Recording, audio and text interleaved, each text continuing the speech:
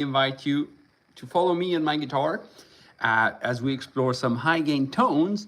And in order to do that, I'll be flipping around the camera so you will get to see this and a little bit of my playing as well, hopefully. So what I got here is the Kemper Rig Manager, and that allows me to browse through a whole bunch of high gain rigs. Hopefully we'll find some very cool ones. And the idea is to, as soon as I've found something cool, I'm gonna start using that for my coming shorts. So you'll hear them in action in the shorts feed as well. So this is very dry, but it's still pretty good. I like the profile from Bert Muelendiek. Sorry for butchering his name.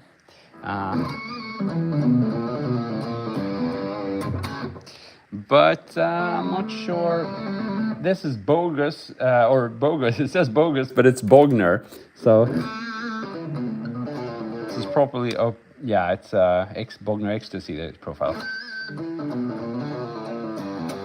Pretty cool, but gain is low, so let's turn up the gain a little bit. You can see the gain knob, or you might see the gain knob moving there.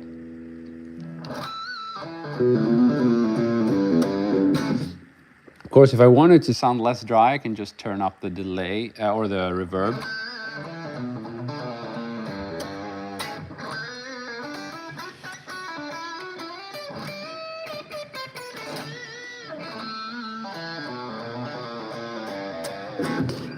Pretty cool, but you know what? I want more drastically different rigs. So what I'm gonna do, I'm gonna go to the rig exchange, and there are all the user rigs. But what's cool is you can sort them after a number of votes, and that's gonna give you some very cool rigs, albeit very old rigs here from 2012, 2014. But I know there are some cool ones here. For example, this one, Splawn. Oh, here we're talking a different kind of sound.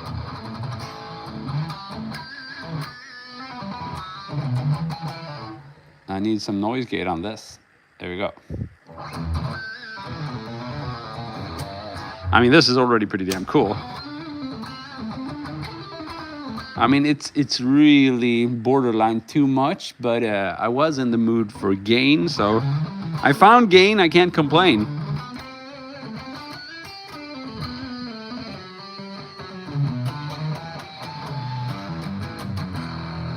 Okay, bridge pickup.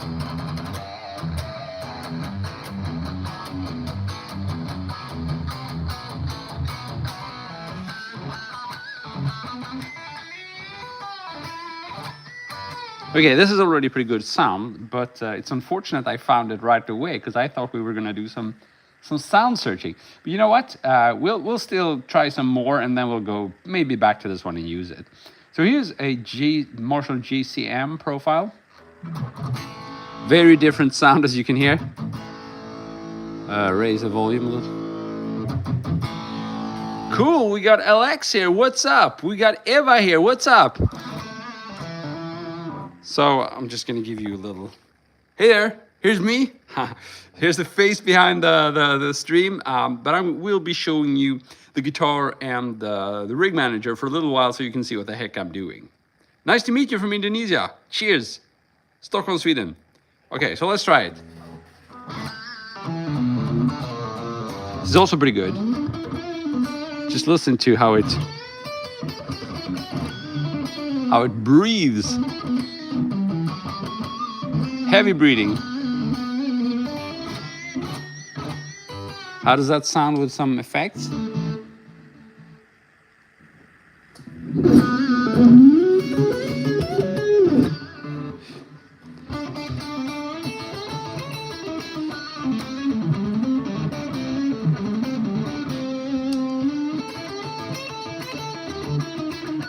So this is cool because it works both for shredding and some bluesy stuff.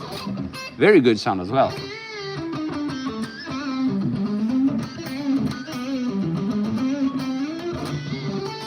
Very good. I didn't expect it to go quite this fast. Let's go for Bogner Shiva. Oh, this sounds like it could be fat.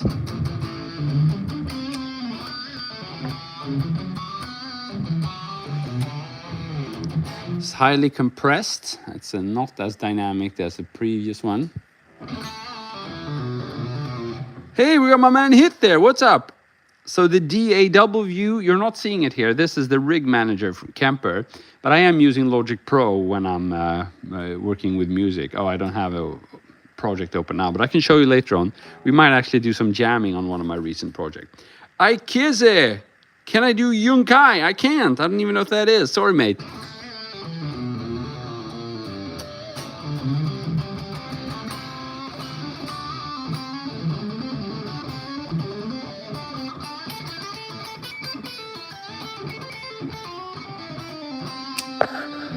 Thought I was going to do some tapping, but there's no space. The phone is in the way. I can do this maybe. See if I can just re-angle the phone slightly and you can see, oh, that's better. Let's try this instead. You can almost get my bird's eye view on the guitar here. Is this rig have most heads cab? Yeah, I mean, these are complete rigs. So you get the cabs and everything. And then if you want to, if you find a cool rig, you can take the cab section from one rig and try it on another. So it's very flexible. Most times I don't bother doing that because there are so many good amps or complete rigs to choose from. Sometimes I'm in the mood of kind of Frankensteining things, and that's when I'll try that stuff.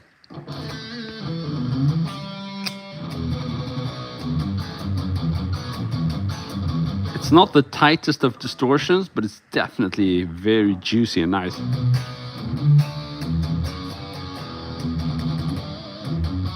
Or I wouldn't say the distortion isn't tight, just the rig isn't that tight, but it can probably be adjusted. So far, I think I'm liking maybe the JCM the most. Let's try another one. Let's try the next one, is an Engel. Oh, very different voiced as well. Damn it. Can you hear the difference between this? That's super bright and in your face, and the other one is really low-endish. And then let's go back to the new one here, the Engel. Of course, don't be confused. This doesn't have anything necessarily to do with Engel amps. It's just the way this was profiled. Basically, the way it was recorded with the different mics and the amp settings. And it's not that, you know, an Engel amp is always bright compared to a Bogner Shiva, you know. But this is a very cool sound. Very mix friendly, I would say.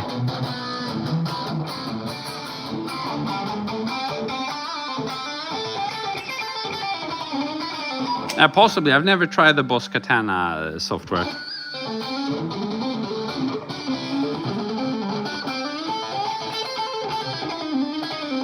Cool question there, Chance.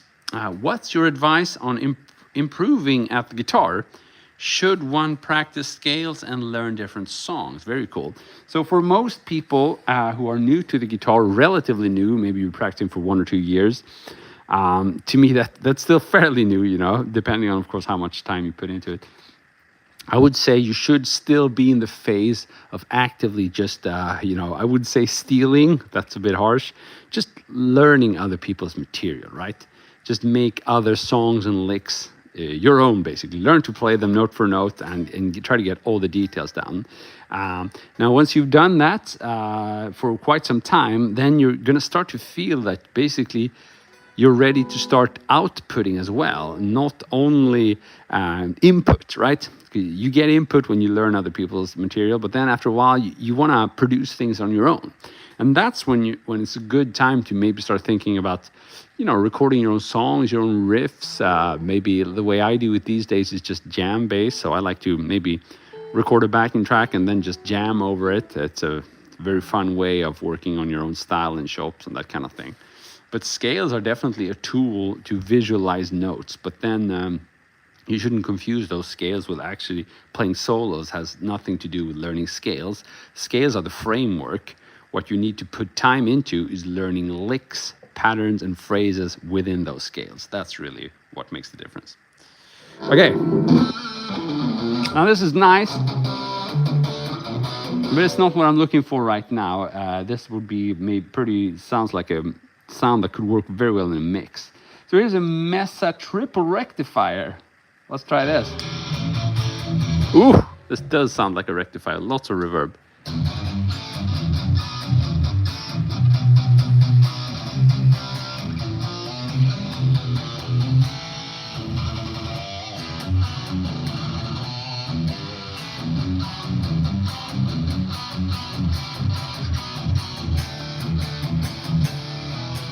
Pretty cool, I would say.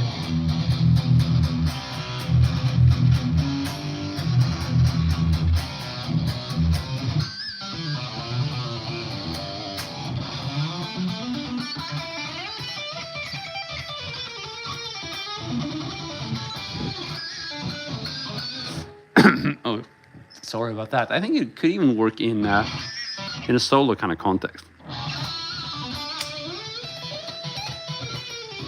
It's a little bit scooped, but or quite a bit, but still has a lot of juice there. Is this plugin or separate application? So this is just a controller for my Kemper.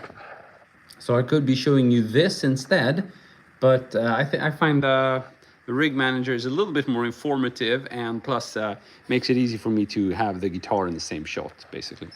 So it's just basically a controller software for my Kemper amp. That's what it is. Megadeth, like, yeah, it's actually called Metallica Moth, but I agree, this is very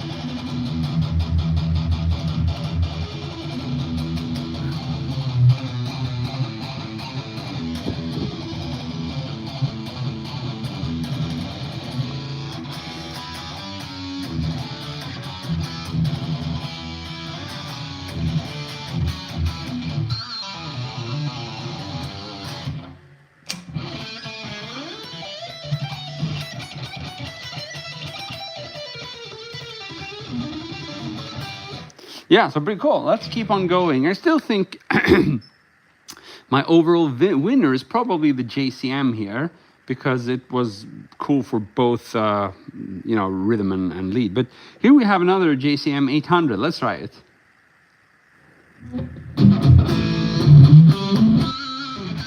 It's a little bit more. No, it didn't change, I think.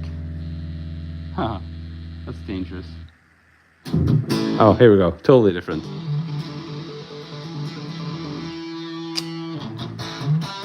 Now this is pretty low gain compared to the other ones.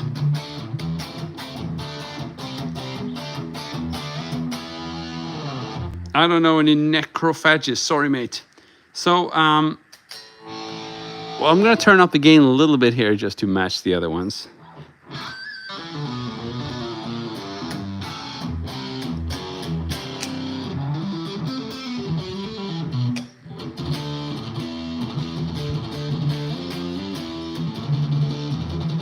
So everything I do here is just jamming away. I stopped playing songs decades ago. I'm sorry about that. I just play whatever I like playing, because otherwise I don't feel like playing guitar at all. Thank you, Loki.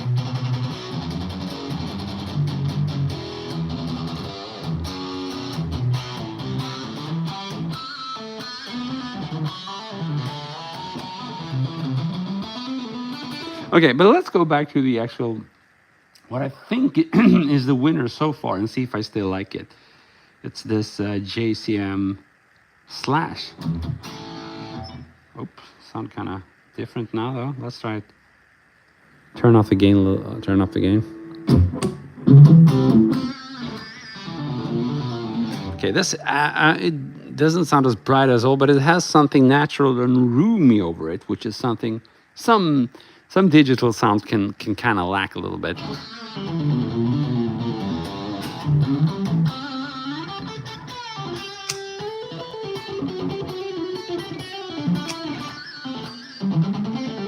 Let's turn up the gain, or let's do this instead. I'm gonna add a booster in front of it. So what do we have here? Compressor. Let's add a pure booster is what it's called, just to boost the signal a little bit and see what happens. Sometimes that's all you need to kind of get the juice out of a sound. So let's turn it up a little bit here and see. Okay, so now I'll have a pure booster in the chain. I don't know if you can see that. Yeah, that's what I added here, pure booster.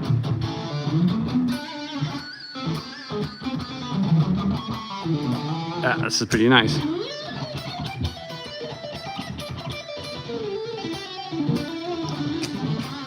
Thank you, Loki, for digging my guitar. This is a Solar A1, if you're wondering.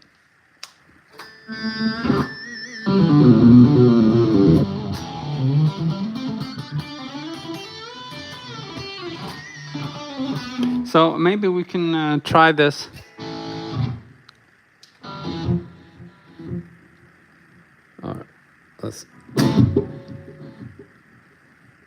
Let's see here. I worked on a new track yesterday evening.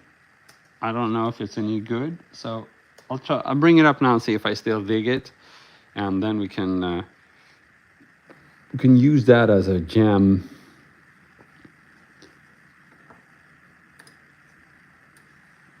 As a jamming vehicle. So let's see here. Okay. Like I said, I don't even remember how it sounds. I hope it was good.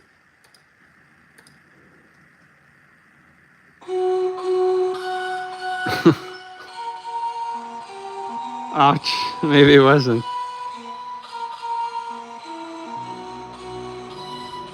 Wow. That's pretty cool.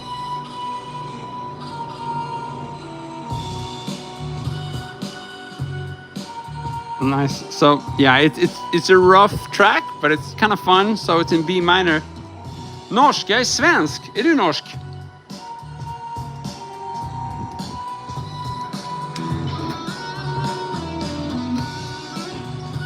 Turn down the levels a little bit.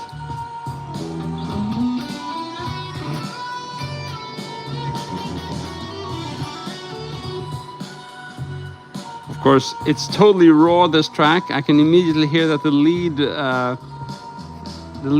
synth there is way loud. So let's see if I can.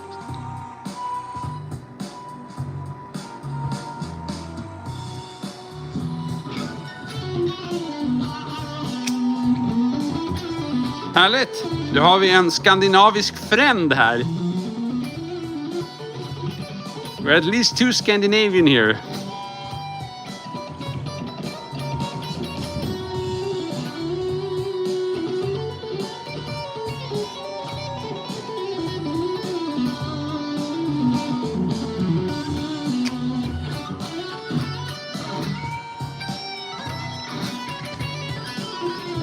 I don't know about you, but I think this sounds very slashy, Marshall-esque. I like the sound a lot. So hopefully I'll be recording some cool shorts for you guys as soon as the session is over, and then can get them up on the channel in a week or so.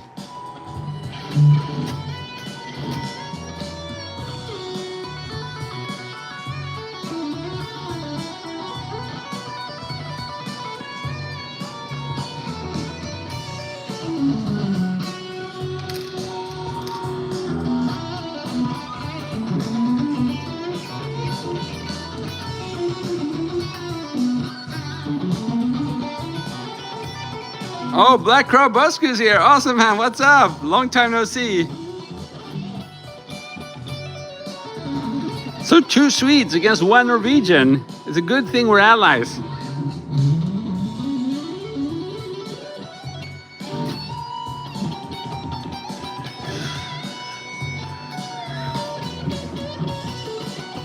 This is a Solar A1.6, I think, not 2.6.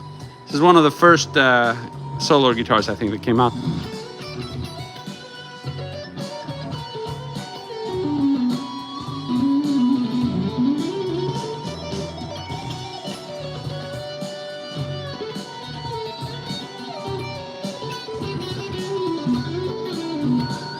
I don't know, would you rather see my face when I play or just a view like this? I could make it, I think, a little bit better with, maybe you could even see my picking here. Just constantly experimenting here with some new angles for you. Let's try some more. Here you really get to see my...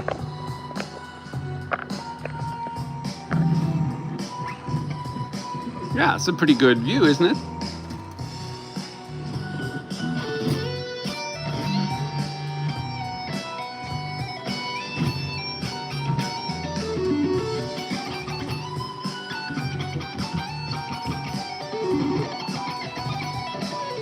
Zakir, what's up, man? Oops. It's a little bit dry still. I'm going to turn up the reverb a little bit.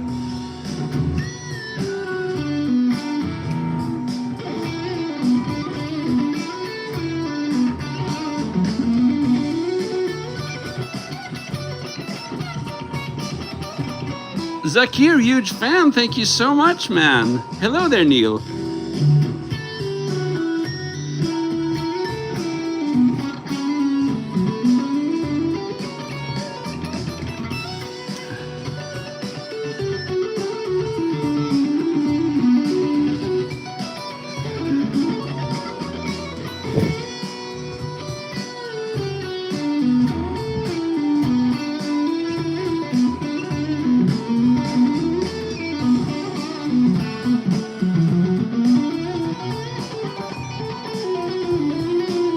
So Neil, I don't really use VSTs.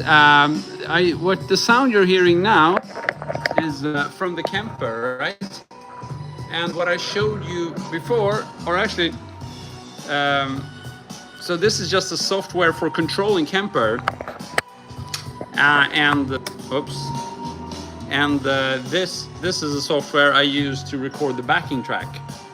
So no real VSTs. I just use the built-in stuff into Logic Pro. So if you have a Mac with GarageBand, you can get similar sounds, especially if you upgrade to Logic Pro. I think it's like $200 or so. I would say it's a very well spent money if you're looking to buy a DAW and you have a Mac.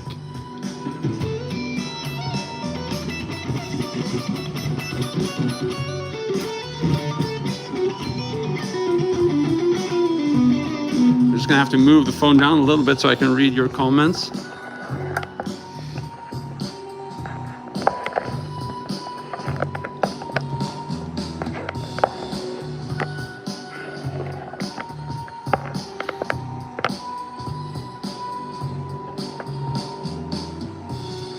Yeah, I can imagine it's harder to keep the quality when you're scaling up. So I like this guitar a lot. I don't have any plans of getting rid of it. It's my shreddiest guitar right now, and I've done some fret leveling. I've crowned the frets, and it just plays really well. And I love the sound of it. It's metal, but it's still capable of fairly dynamic soloing.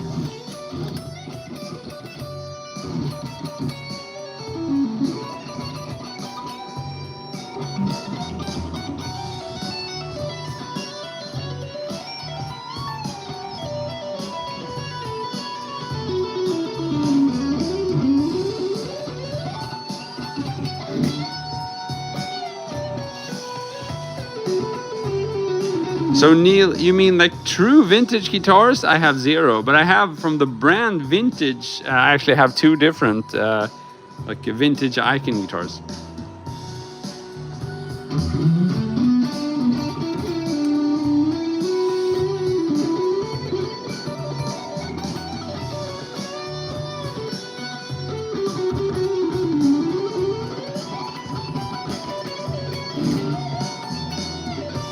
Yeah, I have the V6, the Strat style or S style guitar, and I have the V100, which is like a single cutaway guitar or LP style guitar.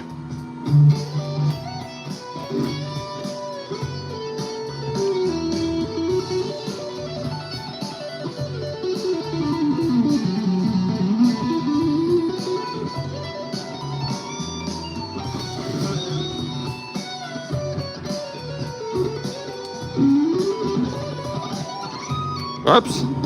One more time. I went there. That's the wrong note in B minor. Here you have your B minor position, right? That's the trusty pentatonic box. And then you have the minor scale kind of within that box. But I went all the way up here. That's wrong.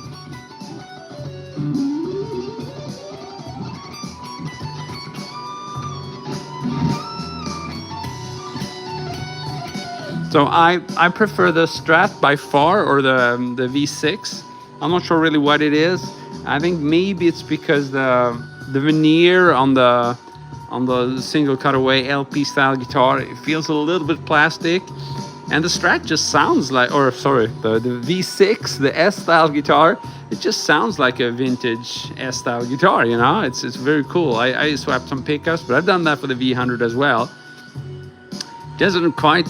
The V100 doesn't really come close to my Gibson, but I think the V6 is a pretty good S-style guitar. So my vote goes for the V6 anytime.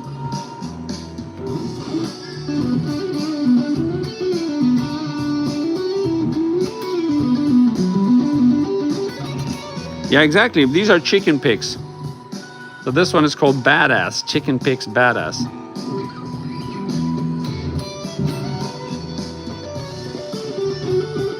Yeah, Badass, I don't know if it's 3, yeah, maybe. It's 2.0 millimeters, Badass 2.0. But I like the other ones as well. I can't remember their name, but the ones that have 3 sides.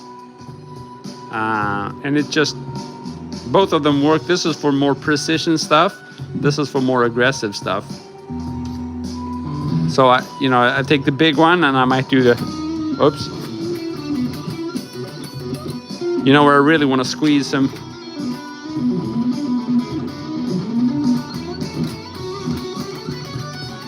But then I want more precise stuff. I'll go for this, which is basically Jazz 3 style, right? These are very expensive picks, by the way. I think like $10 each.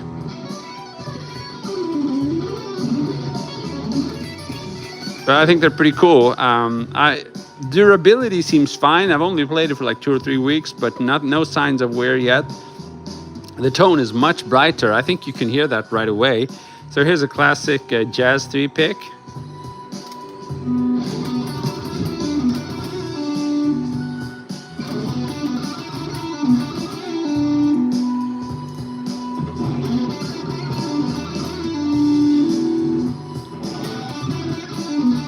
So it's brighter, and it's also it has nice. It has this beveling. I don't know if you can tell. You know, it's thick, but then it kind of bevels down to the edge here. Whereas Jazz 3 is mostly flat throughout. It's kind of cool because it kind of leads your string as you're picking to the edge point. So this is also a nice feature. Thanks a million, Neil. You're too kind.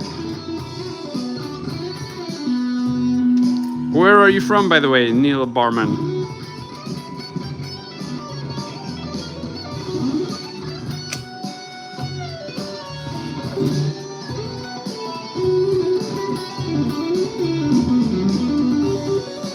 Kolkata. There's a place I've never been to. Love to go there sometime.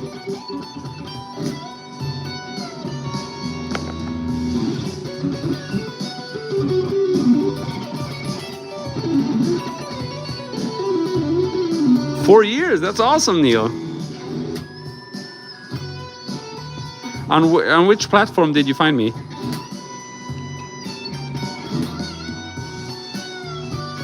Setamin, what's up, my man?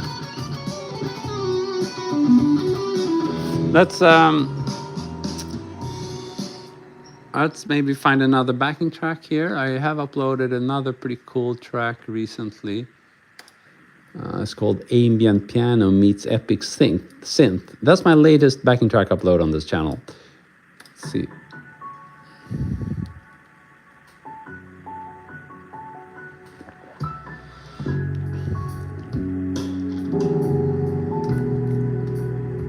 So I'm going to be in F sharp minor now here.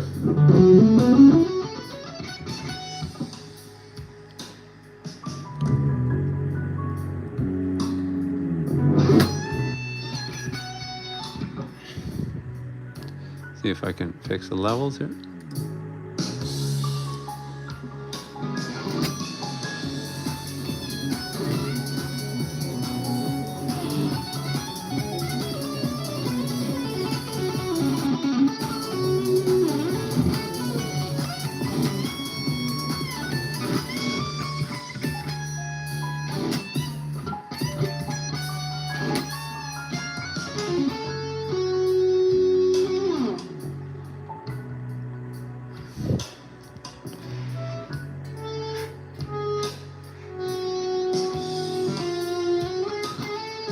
So I'm using a bit of volume swells there.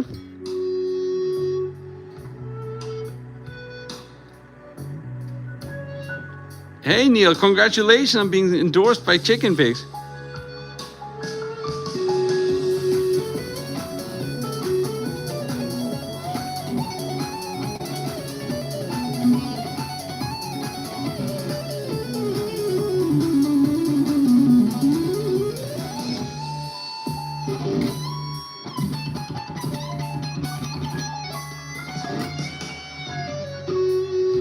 I am a full-time musician, and this is partly thanks to you guys supporting me here.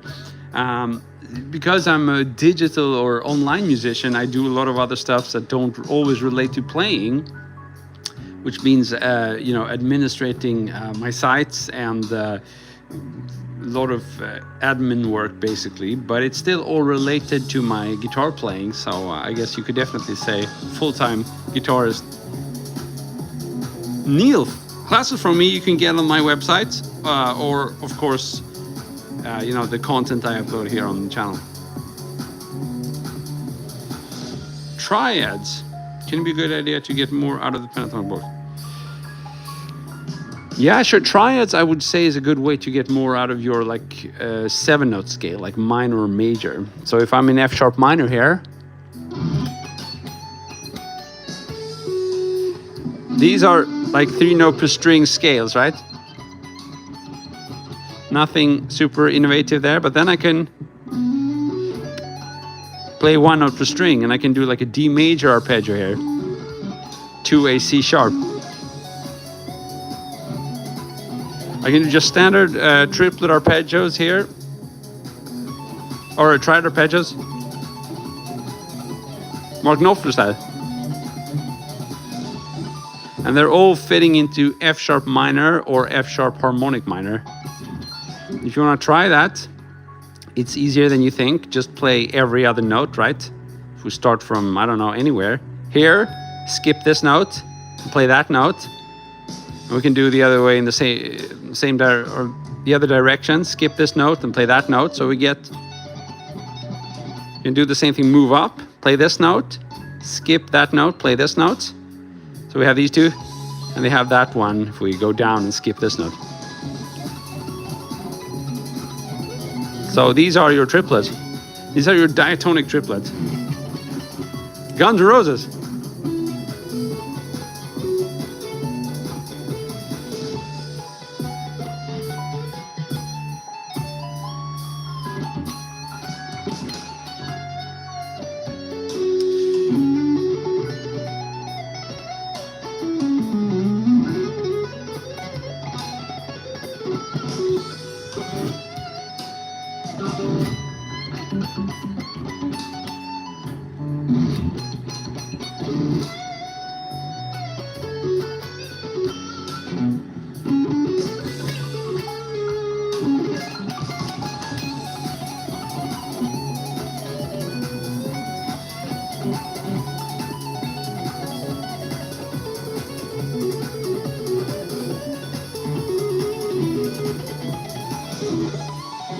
So if you saw my recent shorts, you've seen this lick.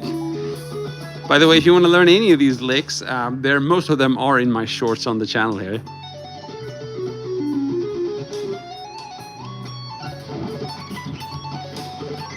Ouch, I messed up. Neil, you're too kind. A good human being. I'm not sure about that. I try to be one at least. Nizar, try to practice. That's awesome. That's the way we all need to do it. It will be hard to start a communist revolution in the chat. At least as long as I'm moderating. If you want the social democratic one, I might support it for a little while, but communist, I'd say no.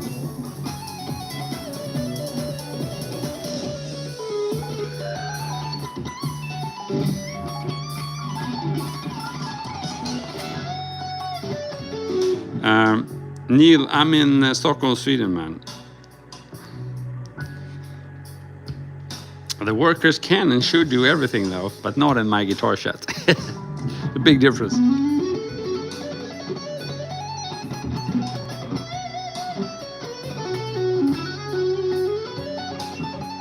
Oh, you like the new camera angle, Gary? That's awesome, man.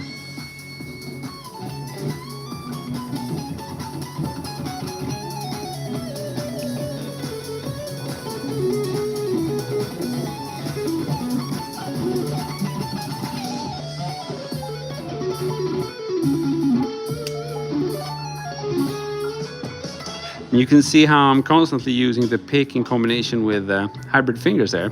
So, whoops. If you look at my right hand.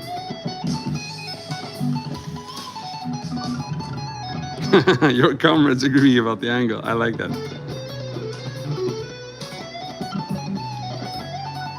Thank you, Agent. Gary Moore. Sorry, I don't know any Gary Moore, but I would say some of the stuff here is definitely inspired, you know, as he...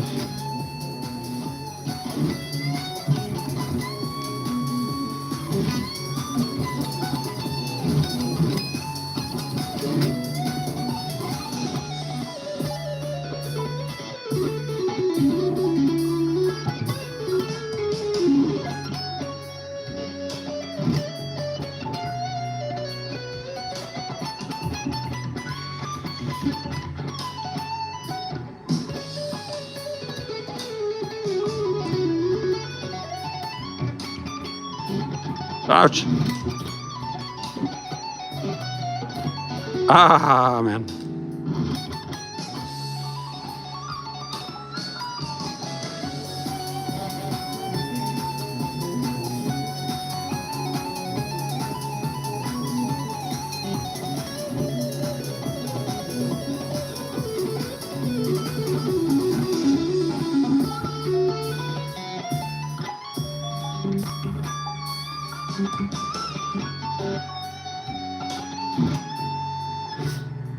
So my vintage V6 isn't currently here with the studio. I have that as my practice guitar at home right now.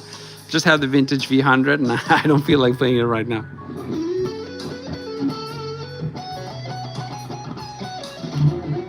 But I don't know, should we make a guitar switch? I can try I always feel like playing my Tele style guitar, my Fujigen Tele, so let's try that one.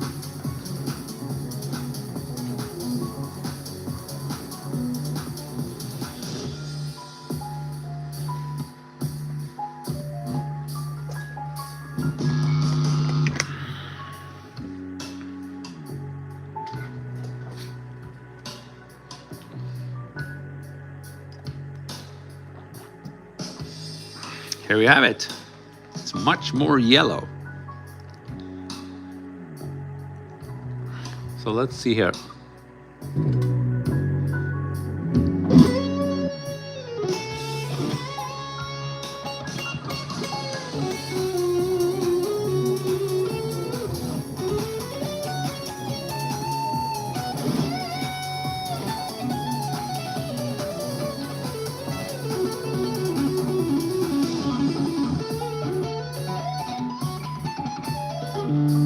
So Black Crow Busker, I've actually stopped playing other people's backings now. So maybe it's a bit silly, but I just don't like the whole copyright complication you can get.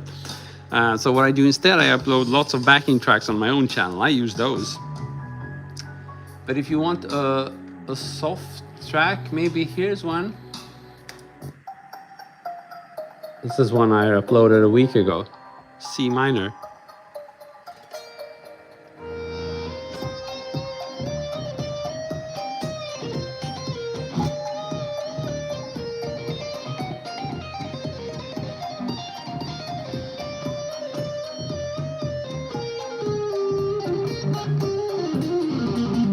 No, I think I have an even better one that I uploaded. This is it's called Ambient Cinematic Rock, backing track in G minor.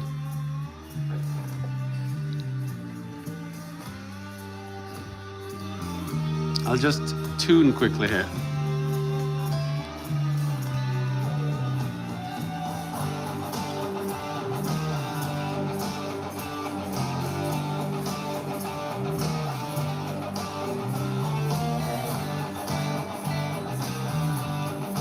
I mean, obviously it goes into rock mode here, but it's also has its soft sections and heavy. Neil, my favorite guitarist. Oh, that's a tricky one. So many to choose from. Marty Friedman, maybe. Yeah, scallop necks are amazing. I love them.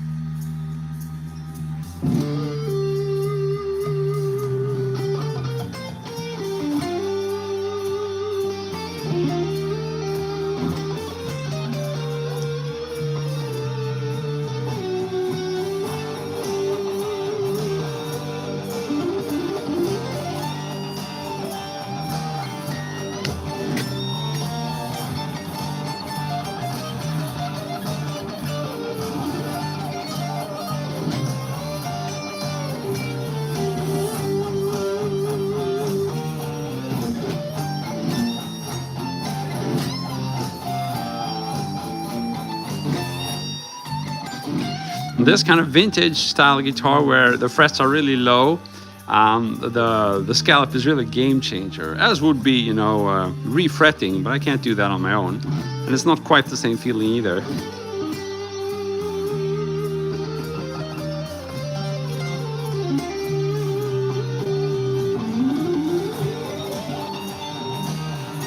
I'm not really bending in tune there.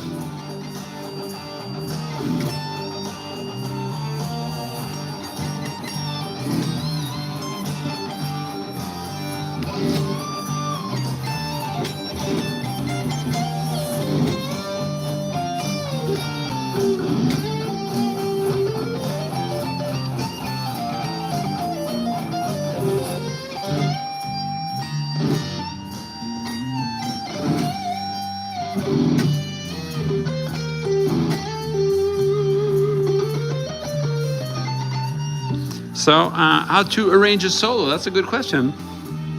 Now this backing track is in G minor, so I would explain it in G minor instead. So instead of playing A minor up here, we would play G minor down here. Same shape, right? And then we can add the in-between notes to get the minor scale.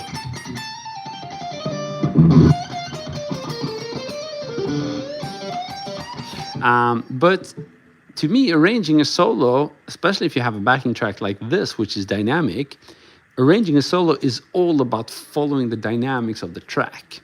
And then be a little bit smart about when you use your faster runs and when you use your higher notes. And the reason being, you want to build towards climax. So if you start the solo very high up with the very high intensity, and you intend to keep on building for a minute or so in your solo, you're going to get issues. It's much, much easier if you start with less fast runs and maybe in the lower notes, and you can gradually work your way up to the high notes. So we could try that over this specific backing track in G minor.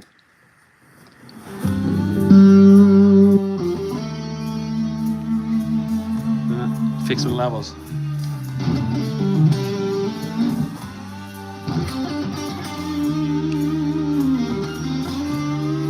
Oh, and I bend out of tune, but you can hear I'm still saving up for... This is my first sustained note. notes. I saved it.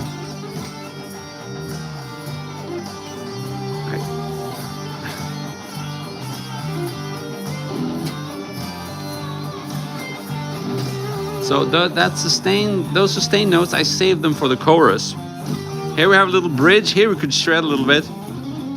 Oops, wrong key. And we're back to soft now. So we could move down again here, save our horsepower. Turn down the volume knob, follow the dynamics. Be softer when the backing track is softer.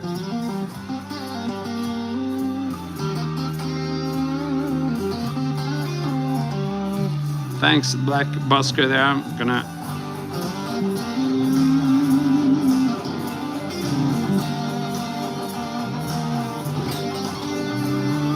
Oh, it's too loud now.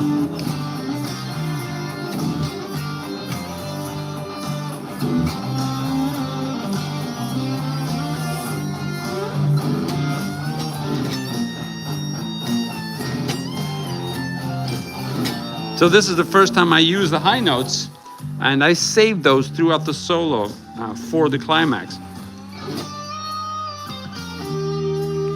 And now again, turn down the volume knob on the guitar. Can you even change pickups if you want to, or pickup selector.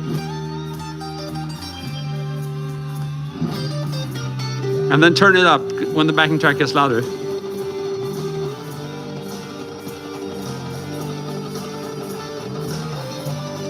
You see how I saved that until after a while? So I started out the whole solo just doing these, you know, like shorter stuff. Didn't sustain any notes. Some space there. And then after a while, when that kind of chorus, I don't know what I played. Something like that, I think. When that kicks in, that's when I sustain my first note.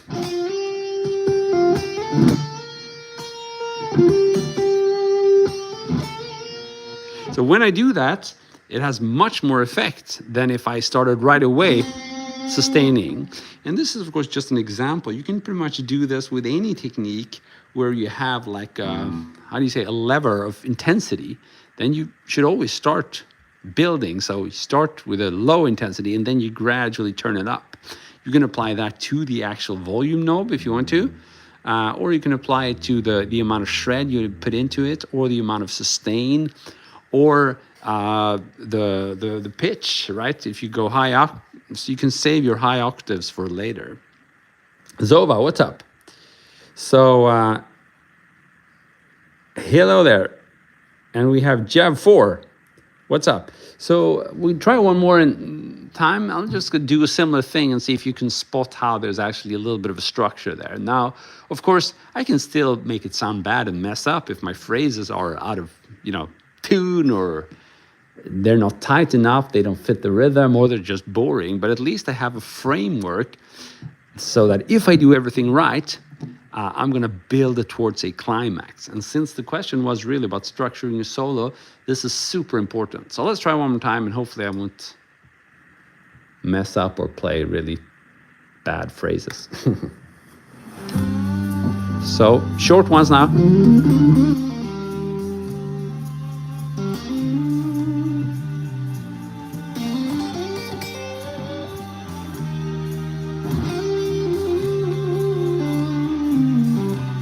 And now let's go for it.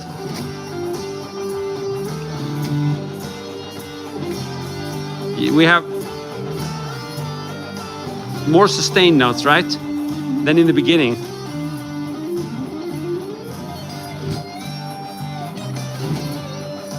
Okay, now comes a bridge.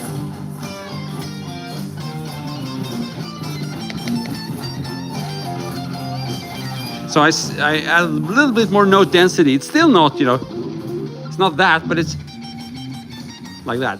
Okay, so now the dynamics go down. I'm going to follow the dynamics. I turn down the volume knob.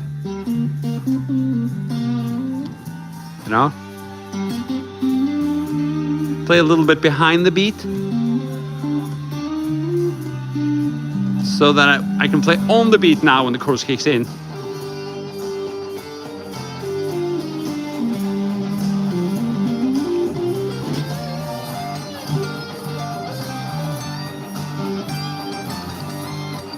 So thanks for asking about the backing track. This is just my backing track. So just go to my channel, and I uploaded it like it's the 4th, 5th backing track if you go back. It's called Ambient Cinematic Rock. I don't even know if I can find my stream to share the link. Let's see here. I should be able to do it. I'm just so thick. Where's my channel? My channel, it should say that I do live. Yeah, there I found myself. Very cool. Let's see. Do we have a chat somewhere? Oh, I think I did it. Did you get the link? Anya, what's up?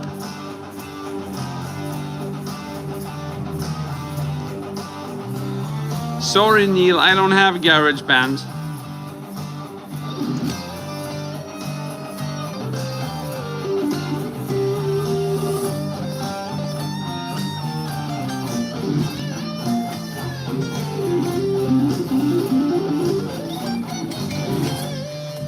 Okay, now let's do it one more time. It gets softer here. Bluesy and soft, turn down the volume knob. And preparing for that build up when the high gain rhythm guitar kicks in.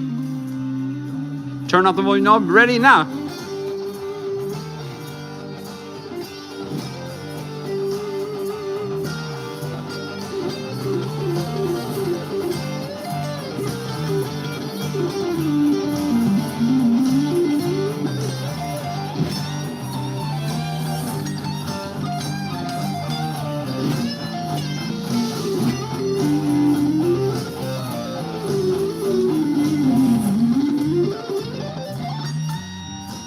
Cool, Neil. So recording, just having that as a session is actually a very good idea. So I think what I'm gonna do, probably I'm gonna do one of these live streams where I just record. And because I'm gonna have to fiddle quite a bit with the setup, it's not something I can spontaneously do now, and at least not in a good way. But it's a very good topic for coming live streams. So thanks for requesting it, and I'll think a little bit about how we can do that. Emmanuel, good question. It is a little bit easier to play on these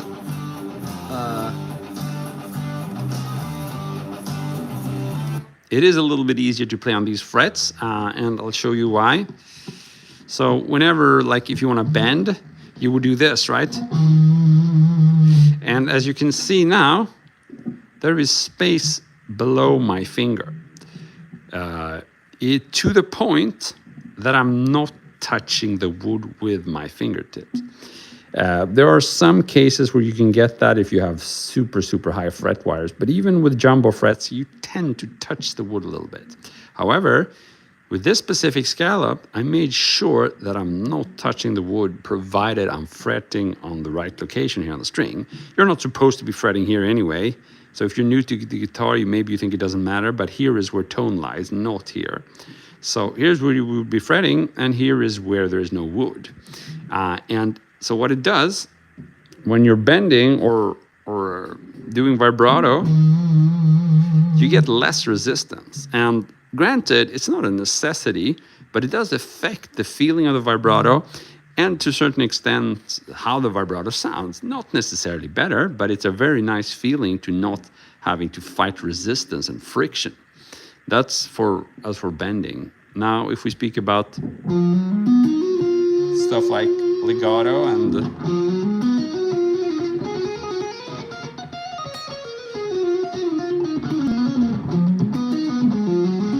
which didn't work today, but here you have it. So for legato, you would be hitting with a hammer on, right? Now, in a perfect world, you would be hitting every note like this, and if you see you can see the traces of where I actually hit the string. So you would be hitting the string at the center of your fingertip. But in reality, that's not what happens if you play a legato run. If you play that, only a good half of the time, or even that, depending on your skills, or not even that, you're going to be hitting on the perfect place here. Other times, you might be hitting the string here. Now, what happens if you hit the string here? Well, the fingertip is going to touch the wood once again. Now, what happens if the fingertip touches the wood before you got a good connection with the string, well, you get a bad note and you get a poor sounding run with some notes that can't be heard.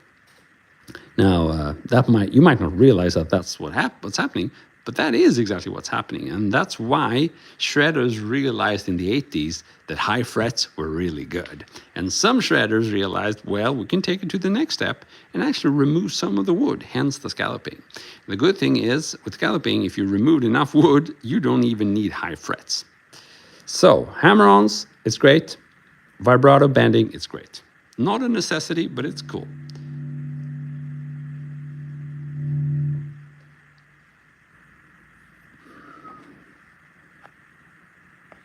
See what you guys are saying. So yeah, it's a very cool thing.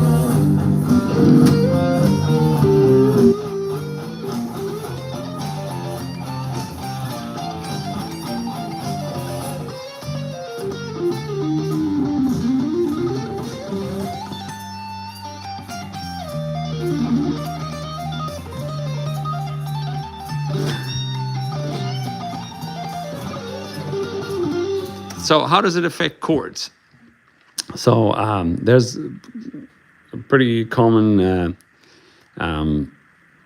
comment on scalloped frets is how you can kind of bend unintentionally your chords out of tune, which is correct, right? If you fret the oh, that's an ugly chord, by the way. Let's do this. If you fret your chords hard enough, they're going to go out of tune, right? However, that is also true for a guitar without scalloped frets. Only you might not be hearing it as obviously, but it's still going to be a major problem if you're totally fretting your chords out of tune just because you're pushing them so hard, not to mention all the technical difficulties that kind of technique is going to give you. So what I'm trying to say here is that yes, it might be more audible on a scalp guitar, but if you're suffering from that kind of extreme hand tension and pressure, then you might want to work on that regardless of your guitar. And perhaps getting a scalp guitar is what's going to trigger you to understand you got that major issue. So yeah, sure. If you're a beginner, no, maybe not a scalp guitar, but it's no rocket science. We already have frets. It's the whole point. With frets, you bring up the level a little bit so you get a note. Why not bring it up a little bit more so it's easier to hit that note? All guitars are now collectively owned by the chat. I like that.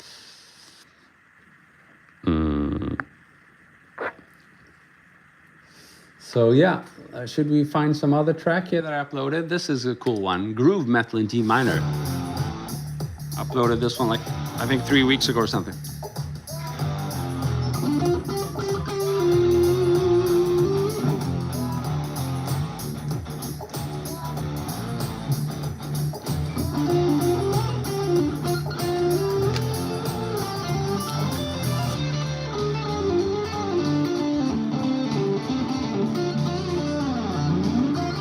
So again, we have the same thing here. It's a softer section. We can turn down the levels a little bit. Play a little bit more laid back. And then we can turn it up, turn up the sustain, or not turn it up, but keep the sustain ringing.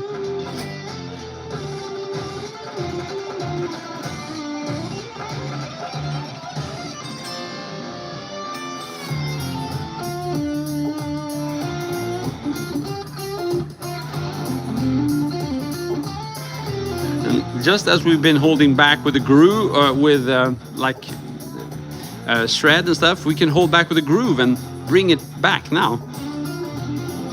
I'm playing groovier during the chorus. That's also like a trick where allows you to build. So here is less groovy, right? But during that chorus,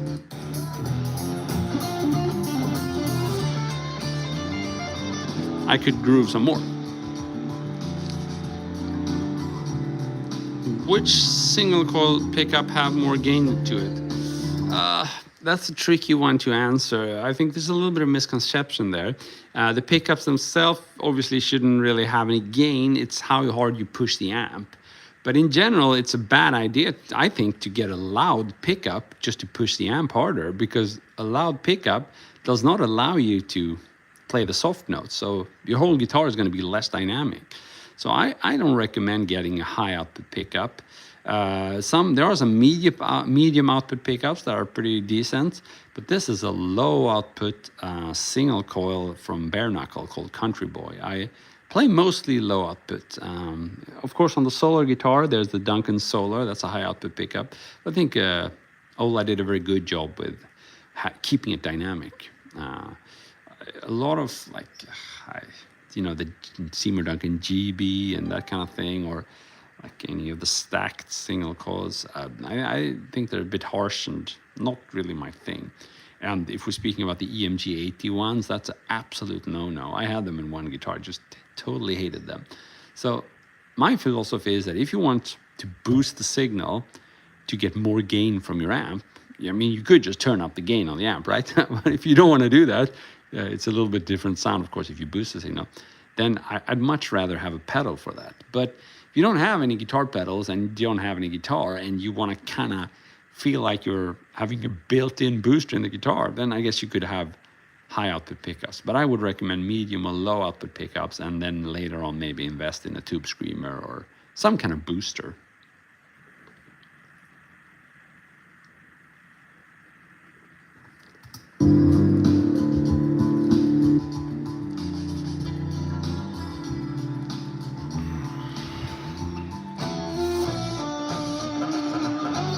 Oh.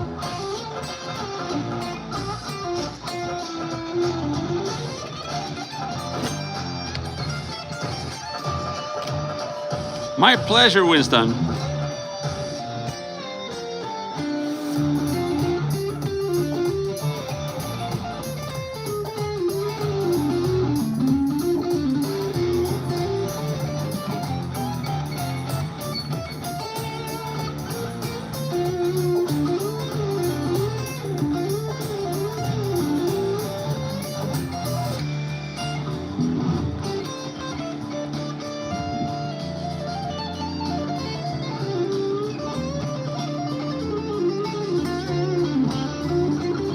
So Emmanuel, you have, of course, lots of instructional content on the channel. Otherwise, you can go to my site, Christopher Dahl.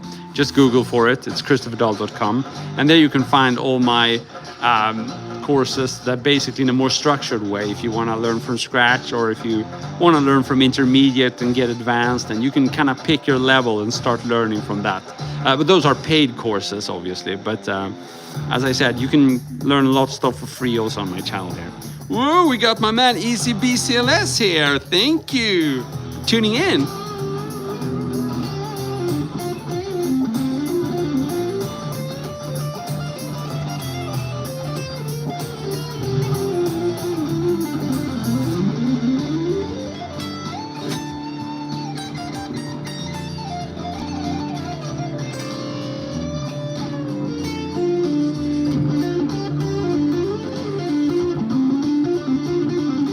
Ooh, we got my man Joji as well.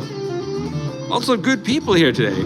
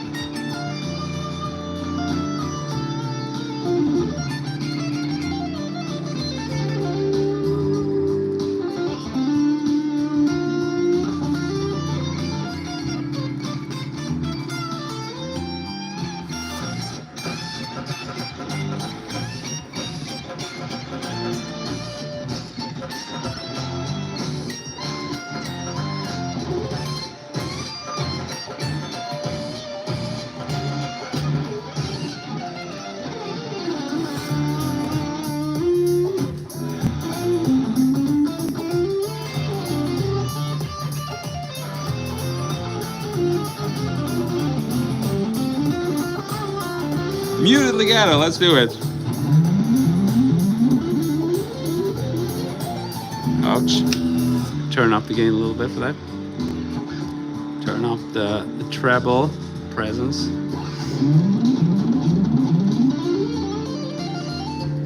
There you have it, some muted legato.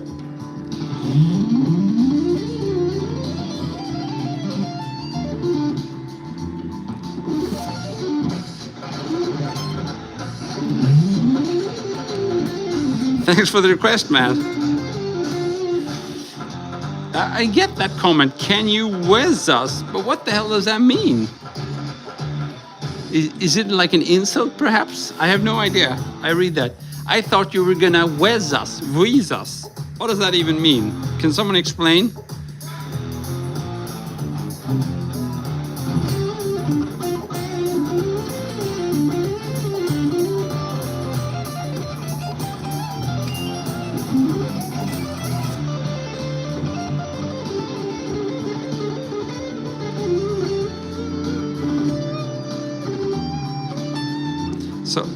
So it's the Weezer tune. No, Body Holly. I don't know what that is. Body Holly. That's an old band that I don't know of, I think. There's also a Weezer tune where they sing about Body Holly. That's very confusing if you're not comfortable with any of those bands. Anyhow, I think I'm going to show you what I did with the hybrid legato stuff there. Can I just redo so I get the sound there? If you guys want to know what I did when I played that fast hybrid legato run, which Black Crow Busker requested, we have this kind of technique, right? So it's basically hammer-ons, right? But I'm palm muting here as far back as possible. And I'm usually using a combination of picking and hybrid fingers. Actually, I'm going to show you a better view of that. It's a little bit up and down now, but hopefully it works.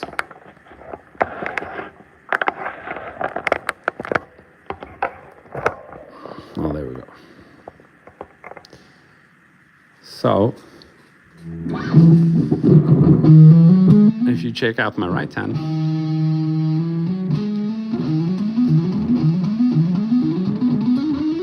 haha.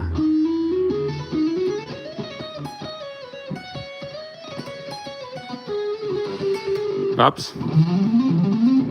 So, I get that staccato sound from muting, but it's just hammer-ons. You can play them with a pick, or you can play pick and...